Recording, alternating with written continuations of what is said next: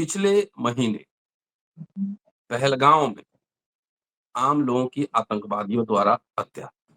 भारत का रिटेलिएशन, कई जगह पे हमले हुए, भारत पाकिस्तान में टेंशन।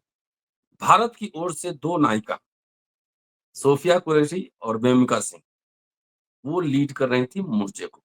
भारत के इतिहास में पहली बार था और शायद ये जब मैं बात करता हूँ तो फातिमा शेख और सावित्री बाई फुले मुझे याद आ जाते हैं। उसके बाद जो हुआ, सीज़ फायर हुआ, सब आपने देखा ही। सोफिया कुरैशी का धर्म के बारे में लोगों को पता ही है, नाम से पता लग गया। व्योमिका सिंह की जाति लोगों ने तलाशना शुरू कर दी और जाति पता लगा भी दी। बहरहाल इस बीच मध्य प्रदेश बीजेपी की सरकार है। वहां के एक वरिष्ठ बीजेपी के नेता और मंत्री ने जो बयान दिया, आपने सुना ही हो। उसी दिन मैंने कई चैनल्स को इंटरव्यू दिया था और मैंने कहा था कि बीजेपी, आरएसएस और सरकार उन पर कोई कार्रवाई नहीं करेगी।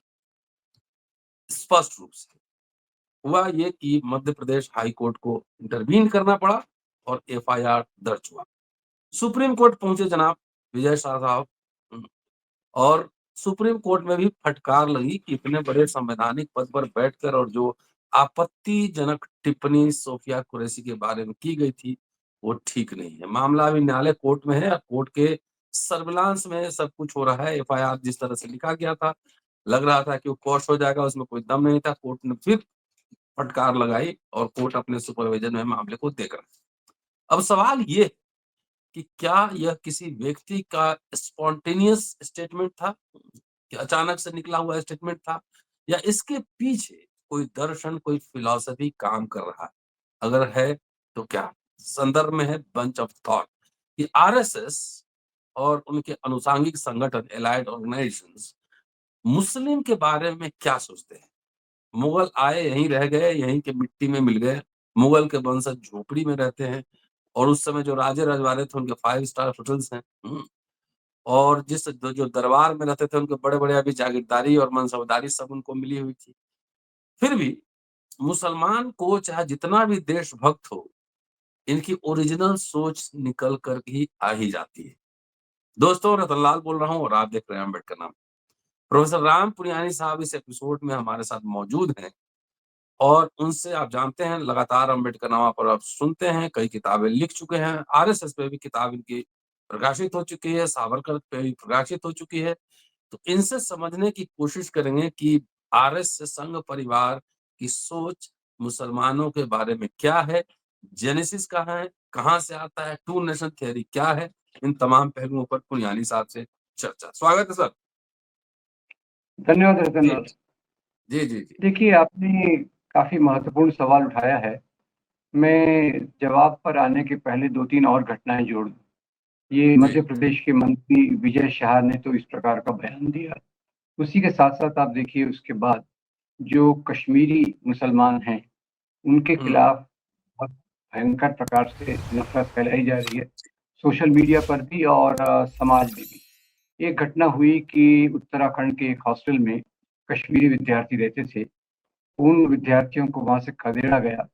रात भर वो देहरादून एयरपोर्ट के बाहर बैठे रहे। और दूसरी घटना आपको बताता हूँ कि लातूर हमारे महाराष्ट्र में जो है, उसमें एक जी व्यक्ति सुबह-सुबह जा रहा था।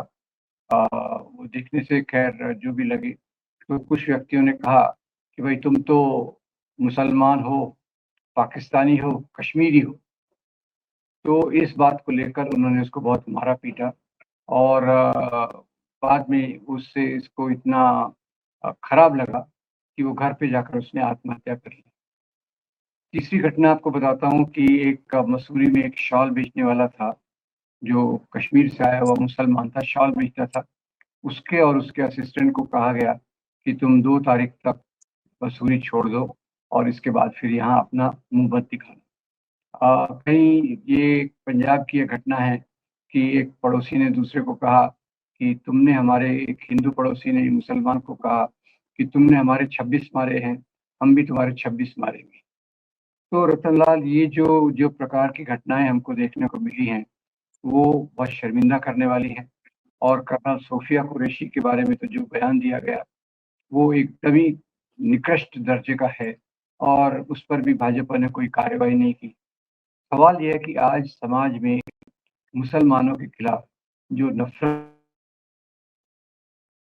नफ़रत एक बड़े लेवल पर पहुँच गई है और जब भी कोई घटना होती है, ये नफ़रत का स्तर और भी खराब हो जाता है और भी भयंकर हो जाता है। क्योंकि आरएसएस ने जो आप बात कर रहे थे, शुरू से अपना जो आधार बनाया, उसमें उसने आधार में एक तरफ कहा मनुस्मृति के मूल्य महान है और दूसरी तरफ उसने क्रिश्चियंस और मुसलमान दोनों को। कम्युनिस्ट। तो पार्टीशन के जी। बाद आप जैसे जानते हैं भारत और पाकिस्तान का विभाजन हुआ, या ऐसा कहा जाए 2 देश एक साथ बने, एक भारत और दूसरा पाकिस्तान। अब पार्टीशन के बाद, विभाजन के बाद भारत में आरएसएस ने बहुत जोरदार प्रोपेगेंडा किया कि पाकिस्तान जो बना है वो मुसलमानों के कारण बना है, मुसलमानों के लिए बना है। तो यहाँ भारत में मुसलमानों की कोई ज़रूरत नहीं है, उन्हें अपने पाकिस्तान चले जाना चाहिए। ये जो नफ़रत का आधार बना, उसके कारण मुसलमानों को बहुत डराया गया और आम जनता में भी एक प्रकार का ऐसा उन्माद पैदा किया गया मुसलमानों के खिलाफ, जो चालू है। फिर देखिए कोई भी क्रिकेट मैच का आपको याद होगा, पाकिस्तान भारत का क्रिकेट मैच हो और तो उसमें प्रोपेगेंडा किया जाता था कि ये जो मुसलमान हैं, ये पाकिस्तान के लिए चीयर अप करते हैं, उनके लिए ताली बजाते हैं और उनकी जीत से खुश होते हैं। तो इस प्रकार से एक-एक करके चुन-चुन के उन्होंने ऐसी घटनाओं को पकड़ा और मुसलमानों के खिलाफ होने वाली जो नफ़रत की बात है, उसको तेज़ किया। इसके बाद देखिए पिछले 2014 से जब से ये सरकार सत्ता में आई है, तब से तो हर बार हमारे प्रधानमंत्री जी इशारा करते हैं कब्रिस्तान और शमशान, फिर उनको कपड़े कपड़े से से। पहचाना। जी, और उनको कपड़ों से पहचाना जा सकता है और दूसरी ऐसी बहुत सारी बातें कह के वो समाज में संदेश देती है। फिर गाय के आधार पे भी उन्होंने कई बातें कही महाराणा प्रताप को लेके कि महाराणा प्रताप गाय की रक्षा के लिए समर्पित थे। तो उसका मतलब ये था महाराणा प्रताप हिंदुओं के प्रतीक हैं और मुसलमान गाय को काटते हैं। इस आधार पे यानी लगातार एक के बाद एक ऐसी चीज़ों को चुन-चुन कर मुसलमानों के खिलाफ पूरा आरएसएस का तंत्र, और आरएसएस का तंत्र बहुत बड़ा है। इसकी शाखाएँ बहुत बड़ी हैं शायद संख्या में, इसके प्रचारक, स्वयंसेवक भी संख्या में बहुत ज़्यादा हैं, वो सब ये करते रहते हैं। तो इसमें जो नुकसान हुआ है, वो पूरे देश का हुआ है, क्योंकि नफ़रत के कारण ही ये लोग दंगे करवा सकते हैं और दंगों में जो बेगुनाह लोग मारे जाते हैं, समाज की प्रगति रुक जाती है, ये पूरा देश में होता रहा है। तो ये जो आरएसएस ने जो किया है, मुसलमानों के खिलाफ कोई भी घटना हो, तो उसमें वो सामने आ जाते हैं। अभी कहा गया कि धर्म देखकर, धर्म पूछकर मारा गया।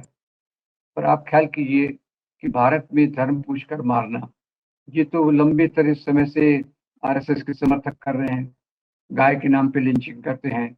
आपको चेतन सिंह नाम का सिपाही याद होगा, जिसने बम्बई के पास बोरीवली में 4 मुसलमानों को इसलिए मारा कि वो मुसलमान दिखते थे।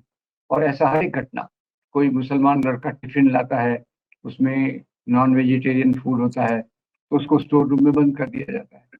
कोई तृप्ता त्यागी ने आपकी टीचर एक मुसलमान बच्चे को क्लास के हर एक बाकी बच्चे से थप्पड़ दिलवाती है। तो ये जो सब चीज़ें हो रही हैं, ये जो प्रचलित नफ़रत है, उसको लगातार बढ़ाते जा रही है। और ये कश्मीर का मुद्दा हुआ, अब कश्मीर के मुद्दे में भी आप पहलगाम के मुद्दे में भी देखिए, ये सवाल किसी ने नहीं उठाया कि वो आतंकवादी इतनी सुरक्षा के बावजूद बैसरण नाम की जगह, जो पहलगाम के पास है, जहाँ केवल पैदल या घोड़े से जाया जा सकता है, वहाँ वो आतंकवादी पहुँचे कैसे? सिक्योरिटी क्या कर रही थी? हमारी पुलिस व्यवस्था क्या कर रही थी? ये सवाल पूछने के बदले एक गहरे शब्दों में आतंकवादी को हम ये करेंगे, वो करेंगे।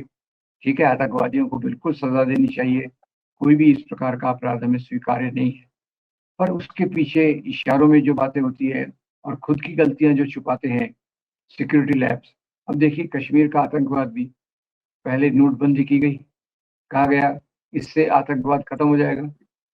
फिर आर्टिकल 370 हटाया गया, कहा इसके कारण आतंकवाद समाप्त हो जाएगा। पर जो है मामला, क्योंकि उसकी जड़ में जो असंतोष है, उसकी जड़ में जो पाकिस्तान के प्रतिनिधि है, पाकिस्तान में जो बाकी चीज़ें हो रही, उसके कारण आतंकवाद है। पर उस आतंकवाद को लेकर भी मुसलमानों के खिलाफ बार-बार उँगली उठाने के कारण वहाँ नफ़रत और तेज़ हो जाती है। और ये आरएसएस के स्वभाव में है, ये कोई आज की बात नहीं है।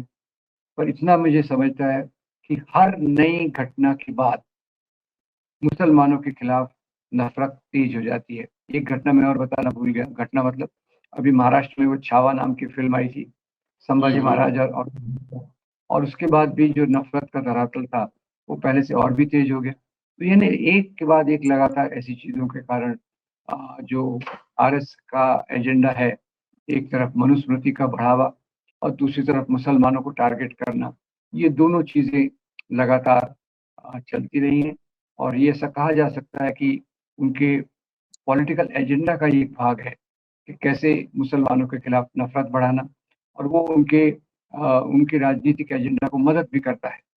तो ये चीज़ हमें इसमें समझने की ज़रूरत है। सर, वो जो आतंकवादी हमला हुआ उसमें तो कश्मीर में एक लोकल मुसलमान भी मारा गया और लोकल जो जी, मुसलमान थे, ये ट्रैवलर्स जो यात्री गए थे, उनकी मदद भी कर रहे थे। उनकी मदद भी बिल्कुल, कर रहे हैं। तो इसका करेक्ट। मतलब ये जो हेट्रेड है मुसलमानों को लेकर, वो बहुत ही डीप रूटेड है और क्यों है ऐसा? जी, मैं इसकी आपकी इस बात में एक बात और जोड़ दूँ। मुझे वो जी। चित्र बहुत प्रभावित किया कि एक मुसलमान जो व्यक्ति था, वो अपने कंधे पे बिठा के यात्रियों को ले आया और ये बात आपने हुँ, बिल्कुल याद दिलाई कि जो आतंकवादी थे, वहाँ एक जो घोड़ा चलाने वाला व्यक्ति था मुसलमान, उसने उनसे बंदूक छीनने की कोशिश की और उसमें वो मारा गया। मुसलमानों ने कश्मीर में पूरा बंद बंद डिक्लेयर किया और बाहर जगह-जगह मोर्चे निकाले, हिंदू मुस्लिम एकता ज़िंदाबाद और फिर कैंडल मार्चेज़ भी निकाले। ये कश्मीर के मुसलमानों ने निकाले, देश भर में भी हुँ। बहुत मुसलमानों ने इस प्रकार के ये किए हैं। पर सवाल ये है कि ये जो जेस्चर्स हैं, ये जो प्रतीक हैं, ये आरएसएस के द्वारा किए गए कार्य के सामने छोटे दिखते हैं। आरएसएस ने इतना अपना जाल फैला रखा है नफ़रत का और दूसरी चीज़ों का कि उसके सामने ये ज़्यादा बड़े दिखते नहीं हैं। उसका उस कारण ये नफ़रत का जो तूफ़ान है, ये तेज़ ही होता जा रहा है और बढ़ता ही जा रहा सर, वो बंच ऑफ थॉट है और 3 शत्रु बताए हैं मुसलमान और क्रिश्चियन और कम्युनिस्ट। हुँ। है। जी, तो आखिरकार ये डीप रूटेड जो हेट्रेड है, ये क्या मुस्लिम शासन काल जो इतने वर्षों तक रहा, जिसके दरबार में बहुत सारे सवर्ण और ब्राह्मण भी रहते थे जिनके दरबार में। जी, तो चूँकि जी। 600-700 साल वो शासन रहा, कहीं वो नफ़रत जो है, वो कहीं उस वजह से तो नहीं आ रही कि हम शासित रहें इतने वर्षों तक। देखिए, हालाँकि वो वो मलाई भी खाया। उस समय अगर आप देखिए, तो भारत में उसी समय मिली-जुली सभ्यता, संस्कृति, साहित्य का विकास हुआ। और तो और इसी दौरान भक्ति और सूफ़ी परंपराएँ भी बहुत विकसित हुई। इसी दौरान अगर आप देखें, तो सिख धर्म का भी उदय हुआ।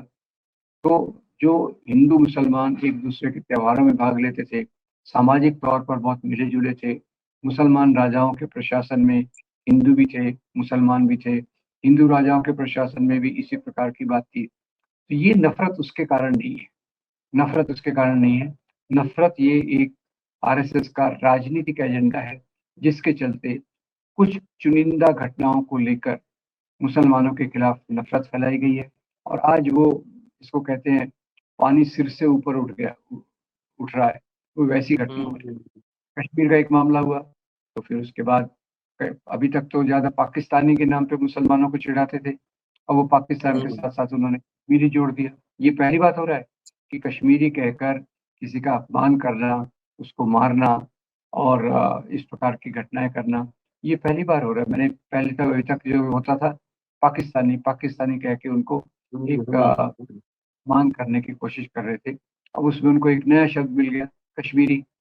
तो ये आरएसएस के जैसे आपने गोलवलकर के बारे में कहा, तो ये उनके सभी विचारकों का यही विचार रहा है कि ये तो आक्रामक मुसलमान, मंदिर तोड़ने वाले, ज़बरदस्ती धर्मांतरण करने वाले, ये उनके सभी लोगों का प्रोपेगेंडा का आधार रहा है। और इसलिए कभी भी देखिए जो नफ़रत होती है, नफ़रत मानव समाज में होती नहीं है, मानव समाज में स्वाभाविक रूप से हम अपने पड़ोसियों से प्यार करते हैं, समाज से प्यार करते हैं, स्वाभाविक रूप से। नफ़रत फैलाना ये एक राजनीतिक एजेंडा का भाग है। स्वाभाविक रूप से तो मुझे समाज के सभी लोग अच्छे लगेंगे, पर मेरे मन में पूर्वाग्रह भरने का काम कोई करता है, लगातार करता है और 100 साल से नफ़रत डालने का कार्यक्रम चल रहा है सिलसिलेवार। तो वो परिणाम है जिसके कारण ये होता है और जिसका नुकसान अभी देश को एक प्रकार से भुगतना पड़ रहा है। चलिए सर, बहुत-बहुत शुक्रिया। और बेसिकली जो ये मुस्लिम विरोध है, ये आरएसएस संघ परिवार का एक पॉलिटिकल एजेंडा है। दिखने में तो जी, ये मुस्लिम विरोध लग रहा है और एक तरफ हिंदुआइज़ेशन किया जा रहा है, fictitious Hinduisation of Dalits and backwards. लेकिन असली हुँ, निशाने पे तो इस देश के दलित ही हैं। मुसलमानों को सही, सबको आरक्षण सुविधा नहीं मिली थी, लेकिन दलितों को एक कॉन्स्टिट्यूशनल प्रोटेक्शन मिला था। तो हिंदू बनाया जी, जा रहा है, वोट लिया जा रहा है, मुसलमानों के अगेंस्ट खड़ा किया जा रहा है और तब तक धीरे से नीचे से जो है, जो संवैधानिक अधिकार मिले थे, वो धीरे-धीरे उसको खत्म किया जा रहा है। इस लीला को बिल्कुल। समझिए, वीडियो शेयर कीजिए, सब्सक्राइब करते रहिए। शुक्रिया सर, थैंक यू। धन्यवाद डॉक्टर।